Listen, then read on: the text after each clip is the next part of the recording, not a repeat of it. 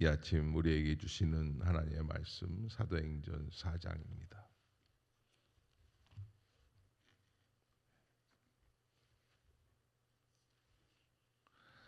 한 절씩 교독합시다. 사도들이 백성에게 말할 때 제사장들과 성전 맡은 자와 사두개인들에게 이르러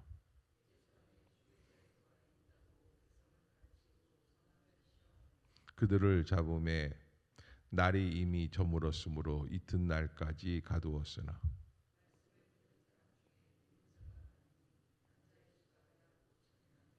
이튿날 관리들과 장로들과 서기관들이 예루살렘에 모였는데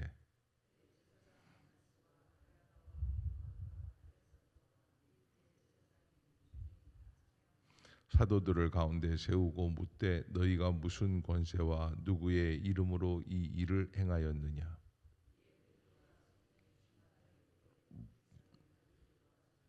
만일 병자에게 행한 착한 일에 대하여 이 사람이 어떻게 구원을 받았느냐고 오늘 우리에게 질문한다면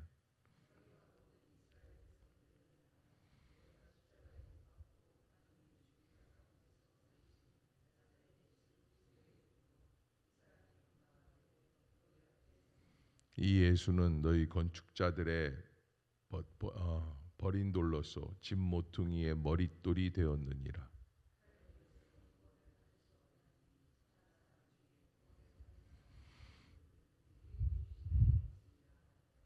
그들이 베드로와 요한이 담대하게 말함을 보고 그들을 본래 학문 없는 범인으로 알았다가 이상히 여기며 또 전에 예수와 함께 있던 줄도 알고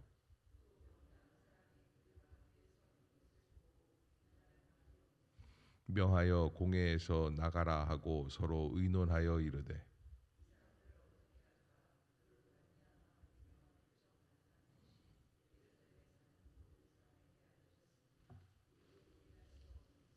이것이 민간에 더 퍼지지 못하게 그들을 위협하여 이후에는 이 이름으로 아무에게도 말하지 말게 하자 하고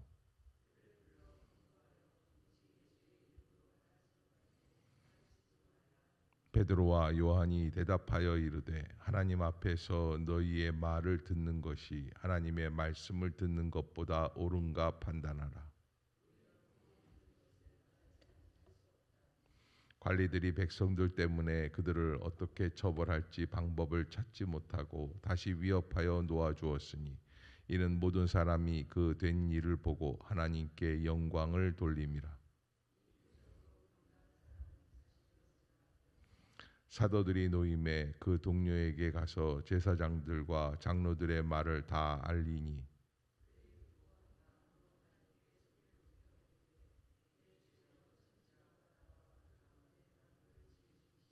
또 주의 종 우리 조상 다윗의 입을 통하여 성령으로 말씀하시기를 어찌하여 열방이 분노하며 족속들이 허사를 경영하였는고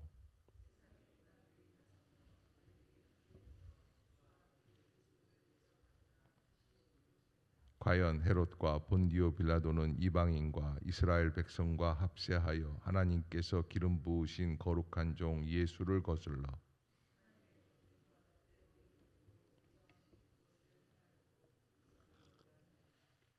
주여 이제도 그들의 위협함을 굽어 보시옵고 또 종들로 하여금 담대히 하나님의 말씀을 전하게 하시오며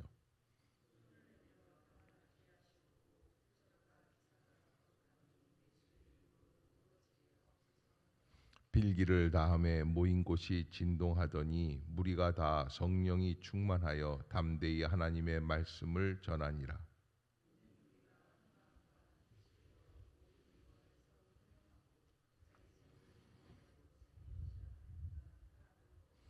사도들이 큰 권능으로 주 예수의 부활을 증언하니 무리가 큰 은혜를 받아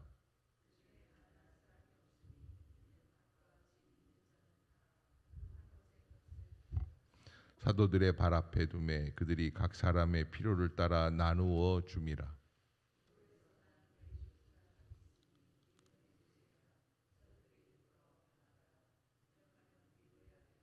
함께 봅시다. 그가 밭이 있음에 팔아 그 값을 가지고 사도들의 발 앞에 두니라. 아멘. 할렐루야. 할렐루야.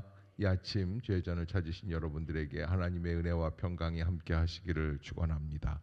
오늘 사도행전 4장 이제 본격적으로 교회가 세워져 가면서 또 환난과 핍박도 교회를 향하여 나오고 있는 그런 상황을 우리에게 알려주고 있습니다. 그래서 이 복음을 갖고 있는 이 교회가 어떻게 세워졌는가 하는 것, 환난과 핍박 속에서 세워지는 것이죠.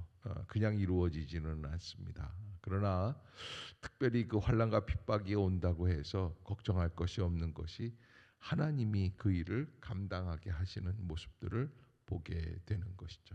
아무튼 우리는 하나님께서 허락해 주신 그 삶의 한복판에서 믿음으로 주님이 허락해 주신 시간들을 담담하게 살아내야지만 된다라고 하는 것을 우리에게 알려주고 있는 장이 바로 사도행전 4장입니다.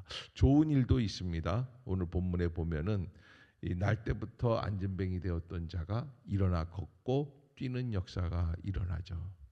자, 이렇게 이런 역사가 이렇게 나면서 베드로가 많은 사도들과 더불어서 사람들에게 복음을 증거하기 시작하였습니다.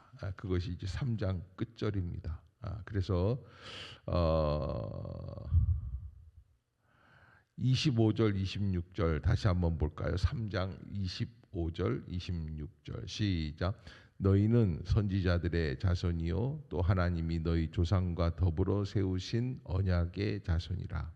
아브라함에게 이르시기를 땅 위의 모든 족속이 너의 씨로 말미암아 복을 받으리라 하셨으니 하나님이 그 종을 세워 복 주시려고 너희에게 먼저 보내사 너희로 하여금 돌이켜 각각 그 악함을 버리게 하셨느니라.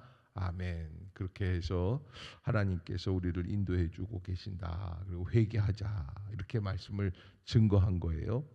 4장 1절은 시작을 이렇게 합니다. 사도들이 백성에게 말할 때에. 사도들이 백성에게 말할 때. 그러니까 착한 일을 하고 병든 자를 고쳐주고 뭐 이런 일들을 할 때는 가만히 있었는데 무엇을 하기 시작을 하니까 어려움이 오기 시작합니까? 복음을 말하기 시작을 하니까. 그래서 우리가 회사에서도 직장에서도 가만히 있으면서 착하게 살면 뭐라고 하는 사람이 있어요, 없어요? 아무도 없어요. 그런데 하나님의 은혜, 하나님의 복음을 말하기 시작하면 그때부터 어떤 일이 벌어집니까? 이제 핍박이 오기 시작을 하는 거예요. 그러기에 우리가 말을 안 하고 있는 사람들이 많이 있습니다. 그러나 그것은 하나님의 은혜를 깨닫지 못한 사람들이 입술을 벌려 증거하는 일을 우리가 감당해 나가야 한다라고 하는 것을 우리에게 알려주고 있는 부분이죠. 자, 이 2절, 3절 시작. 예수 안에 죽은 자의 부활이 있다고 백성을 가르치고 전함을 싫어하여 그들을 잡음에 날이 이미 저물었으므로 이튿날까지 가두었어. 이들을 체포하고 그리고 구금하는 이 가장 중요한 목적이 뭐예요? 예수 안에 죽은 자의 부활이 있다고 백성을 가르치고 도를 전하는 것을 어떻게 했어요? 싫어한다는 거예요. 싫어했어요. 네. 그래서 본질적으로 세상은 하나님의 복음을 전하는 것, 예수 그리스도의 복음을 증거하는 것을 좋아하는 게 아니라 싫어한다라는 거예요. 싫어해요. 네. 그렇게 해서 이제 복음에 대한 역사가 시작이 되고 이 복음으로 말미암아 핍박과 환란이 나오기 시작을 했다. 4장 4절에 보면 이렇게 됩니다. 말씀을 들은 사람들 중에 믿는 자가 많으니 남자의 수가 약 몇 명이나 되었더라? 5천 명. 그 남자의 수만 5천 명이니까 모두 합하면 곱하기 3을 더하면 얼마나 되겠어요? 15,000명 정도 될 수 있지 않을까? 뭐 2만 명도 될 수 있을 거예요. 왜? 여자분들이 원래 많으니까. 그런 어마어마한 교회.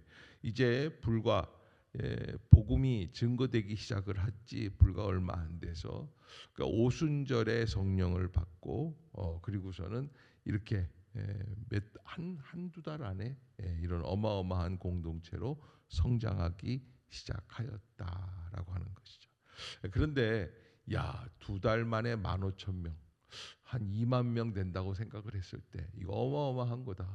근데 우리 교회는 왜 그럴까? 그런데 여러분 여기 사도행전 4장 다음에 이제 쭉 진행이 되는데 이 초대교회가 그 교회 공동체로 그냥 가만히 예루살렘에 남아 있는 게 아니라 나중에는 어떻게 됩니까?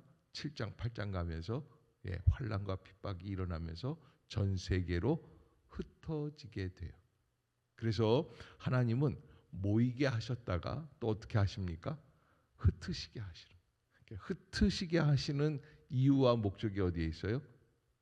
복음을 전 세계에 증거하기 위해서 예루살렘과 온 유대와 사마리아와 땅 끝까지 이르러 내 증인이 되라고 말씀해 주시는 그 하나님의 법칙을 우리에게 알려주시기 위해서 흩으신다라는 거예요. 모여 있는 게 싫어서 그러시는 게 아니라 흩어져서 복음을 증거하는. 그래서 우리는 모이면 기도하고 흩어지면 뭐 한다?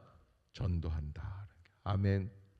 그런 마음을 가지고 그래서 이거를 하지 않으면 강제적으로 흩어지게 하는 거예요. 강제적으로. 그 하나님께서 우리에게 주시는 법칙을 우리가 잘 알고 어떻게 해야 내가 하나님의 복음을 증거할 수 있는 사람이 될 수 있을까라고 하는 것을 깊이 묵상하고 복음을 전할 수 있는 사람, 복음을 통하여 고난을 감당하려고 하는 사람들, 그런 은혜가 임할 수 있기를 주의 이름으로 부탁합니다. 자, 이튿날 관리들과 장로들과 서기관들이 예루살렘에 모여서 대책을 세우려고 합니다. 대제사장 안나스, 가야바, 요한과 알렉산더와 및 대제사장의 문중이 다 참여했다. 이거 어마어마한 비상식이에요. 사도들 가운데 세우고 묻되 너희가 무슨 건 세워? 신문을 하는 거예요. 체포하고 구금하고 신문을 하는 겁니다. 누구의 이름으로 이 일을 행하였느냐? 이에 베드로가 성령이 충만하여 이르되 백성의 관리들과 장로들아, 만일 병자에게 행한 착한 일에 대하여 이 사람이 어떻게 구원을 받았느냐고 오늘 우리에게 질문한다면 너희와 모든 이스라엘 백성들은 알라. 너희가 십자가에 못 박고 하나님이 죽은 자 가운데서 살리신 나사렛 예수 그리스도의 이름으로 이 사람이 건강하게 되어 너희 앞에 섰느니라. 아멘. 그렇게 해서 하나님께서 이들을 통해서 새로운 길을 열어가고 계시는 것을 보게 되고 베드로와 요한이 어떻게 됩니까? 8절을 한번 보겠습니다. 8절 시작. 이에 베드로가 성령이 충만하여 이르되, 거기까지. 베드로가 대답을 하려고 하는데 성령이 충만하게 되었어요. 성령께서 도와주셨다, 함께 해주셨다. 그런데 성령께서 아무에게나 함께 해주시는 게 아니에요. 고난의 한복판에서 주 예수 그리스도의 명령 사명을 감당하려고 할 때 성령이 충만해지는 거예요. 거기에서부터 성령의 역사가 시작이 됩니다. 베드로가 성령이 충만해집니다. 이런 줄을 몰랐어요. 이렇게 될 줄은 몰랐지만 그러나 갑자기 성령의 강력한 힘을 받으면서 베드로가 말을 하기 시작을 합니다. 그것이 이제 8절부터 시작해서 22절까지 베드로가 하는 이야기에 대해서. 그리고 나중에는 어떻게 되냐면 18절 시작. 그들을 불러 경고하여 도무지 예수의 이름으로 말하지도 말고. 이게 이제 세상이 위협하는 일이에요. 예수의 이름으로 말하지도 말고 가르치지도 말라. 그랬는데 19절 시작. 베드로와 요한이 대답하여 이르되 하나님 앞에서 너희의 말을 듣는 것이 하나님의 말씀을 듣는 것보다 옳은가 판단하라. 아멘. 베드로가 담대하게 얘기하는 거예요. 누구 말을 듣는 게 옳은 것이냐. 그러면서 20절 우리는 보고 들은 것을 말하지 아니할 수 없다. 관리들이 백성들 때문에 그들을 어떻게 처벌할지 방법을 찾지 못하고 다시 위협하여 놓아주었으니 이는 모든 사람이 그 된 일을 보고 하나님께 영광을 돌림이라. 이렇게 하면서 이게 안진뱅이 날 때부터 안진뱅이였던 그 사람이 일어났지 않습니까? 40여 세나 됐다. 그러니까 무려 40년을 그는 고통 속에서 지냈던 그런 사람이었다 소개를 하고요. 그 한 사람의 변화로 말미암아 5천 명이 변화되는 역사가 일어나게 되죠. 23절 그러면 그 초대교회가 그들의 이 대제사장들의 경고와 이 사두개인들의 경고에 대해서 어떻게 했느냐. 23절 24절 시작. 사도들이 노임에 그 동료에게 가서 제사장들과 장로들의 말을 다 알리니 그들이 듣고 한 마음으로 하나님께 소리를 높여 이르되 대주제여 천지와 바다와 그 가운데. 자, 이게 무슨 얘기냐면 앞으로 경고했어, 이렇게 하지 마 하고서 얘기했는데 이거 어떻게 했으면 좋겠습니까 할 때에 초대교회가 갖고 있는 전략이 하나 있어요. 대책 회의를 세우고 앞으로 어떻게 할 것인가 심각한 이야기를 하고 재정이 얼마냐 어떻게 됐느냐 뭐 이런 얘기를 한 게 아니에요. 뭐 한 거예요? 기도하기를 시작하였다. 따라해 봅시다. 우리의 진정한 대책은 기도밖에 없습니다. 아멘. 이 기도부터 시작하는 거예요. 기도를 그래서 무슨 일이든지 어려운 일이 있다 안 된다 그럴 때마다 기도해 봤습니까? 라고 묻는 거예요. 기도해 봐야지. 주의 일을 하면서 기도해 봤는가? 어려운 일을 당할 때마다 기도해 봤는가? 내가 예수 그리스도의 복음을 가지고 이 세상을 살아가려고 할 때 어려운 일이 생기고 나를 방해하는 사람들이 생길 때마다 그 일에 대해서 하나님 앞에 기도해 봤는가? 그래서 우리가 항상 물어야 될 것, 기도해 보셨습니까? 라고 하는 거예요. 근데 우리가 어쩔 때 보면은 기도하지도 않고 막연한 것 가지고 괴로워하고 힘들어하고 어려워하고 그런 것을 보게 되는 거예요. 그래서 우리가 불평이나 불만이나 판단이나 비난하기 전에 먼저 무엇부터 하자? 기도부터 하는 거예요. 아멘. 아멘. 예, 옆에 사람 쳐다보시고 한번 권면해 보세요. 예, 기도부터 합시다. 아멘. 예, 기도부터 하는 거예요. 기도해 보고 그리고서는 나오는 거예요. 그 역사를 바라보는 것이죠. 그래서 24절부터 그들이 듣고 한 마음으로 하나님께 소리를 높여 이르되 대주제여 천지와 바다와 그 가운데 만물을 지은 이시오. 이제 기도가 시작이 돼요. 네, 그러면서 쭉 해서 31절 시작. 빌기를 다함에 모인 곳이 진동하더니 무리가 다 성령이 충만하여 담대히 하나님의 말씀을 전하니라. 아멘. 결국은 뭐예요? 포기하지 말고 하나님의 말씀을 증거하자. 아멘. 아멘. 예, 조금만 어려움이 있어도 나는 안 된다, 못한다, 힘든다 그러지 말고 하나님의 말씀을 전하기로 결단하는 것이죠. 예, 그런데 그런 역사가 있은 다음에 동시에 이루어진 초대교회의 축복이 있습니다. 32절 시작. 믿는 무리가 한 마음과 한 뜻이 되어 모든 물건을 서로 통용하고 자기 재물을 조금이라도 자기 것이라 하는 이가 하나도 없더라.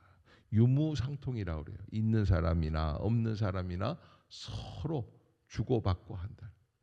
그렇게 해서 큰 무리가 은혜를 받고 그리고선 증언하며 그저 다 나와가지고서는 자기들의 전 재산을 팔아서 그래서 사도들의 발 앞에 갖다 두면 그것을 가지고 헌금을 받는 거죠. 그래서 그것으로 말미암아 가난한 사람들에게도 동일하게 먹을 수 있는 양식들을 사서 먹을 수 있게 해주는 역사를 보게 되는 것이죠. 그래서 35절에 보면 사도들의 발 앞에 두매 그들이 각 사람의 필요를 따라 나누어 줌이라. 그렇게 해서 하고 그 역사, 이 유무상통의 역사가 있은 다음에 제일 먼저 나오는 거론되는 사람이 있어요. 바로 누구냐? 바나바의 바나바. 36절, 37절. 그래서 사도행전 4장 맨 끝절에 바나바에 대해서 소개가 되고 바나바 전도, 바나바 전략, 뭐 바나바에 대해서 바나바 훈련, 뭐 이런 사울이 바울 되게 하고 바울로 말미암아 초대교회의 사도가 되게 하고 안디옥 교회의 첫 선교사가 되게 했던 사람도 역시 이 바나바예요. 바나바가 그렇게 최선을 다해서 자기의 것을 다 헌신해서 성도들을 섬기고 교회를 섬겼다. 36절 시작. 구프로에서 난 레위족 사람이 있으니 이름은 요셉이라. 사도들이 일컬어 바나바라, 번역하면 위로의 아들이라 하니 그가 밭이 있음에 팔아 그 값을 가지고 사도들의 발 앞에 두니라. 아멘. 그는 초대교회의 귀한 사역자로 일을 하면서 어떻게 했습니까? 모든 것을 팔아 그 값을 가지고 사도들에게 먼저 헌납하고 헌금하고 그리고 주의 사역을 감당하게 되었다. 그래서 너무너무나 멋진 역사가 초대교회에서 이루어지는데 내일 이어지는 5장을 보면은 또 그것의 뒷그림자가 보이게 되는 것을 볼 수 있습니다. 아무튼 하나님께서 초대교회에 여러 가지 어려움들이 있지만 그 어려움 속에서도 다시 한번 복음을 증거하는 일에 전념하기로 결단하고 기도 가운데 그 일을 감당해 나가는 모습들을 우리에게 소개해 주신다. 이게 인생을 살아가는 우리의 삶의 전략이고 자세가 되어야 할 것이다. 놓치지 말아야 할 것, 포기하지 말아야 할 것, 예수의 이름을 증거하는 것. 아멘. 아멘. 예. 왜 좀 아멘 소리가 좀 적은 것 같아요? 힘이 없어요? 예. 따라해 봅시다. 복음을 증거하는 것을 놓치지 맙시다. 아멘. 포기하지 말아야지 돼요. 최선을 다해서. 근데 내가 이야기를 하기 시작하면 직장에서나 사회에서 말이 나오기 시작해요. 그냥 분명하게 교회가 잘 되려고 하면은 어려움이 생기는 거예요. 어려움. 그런 역사들을 보면서 하나님께서 어떻게 우리를 인도해 나가실까라고 하는 거. 포기하지 말고 믿음으로 끝까지 감당할 수 있는 그런 멋진 성도들이 되시기를 주의 이름으로 축복합니다. 기도합시다.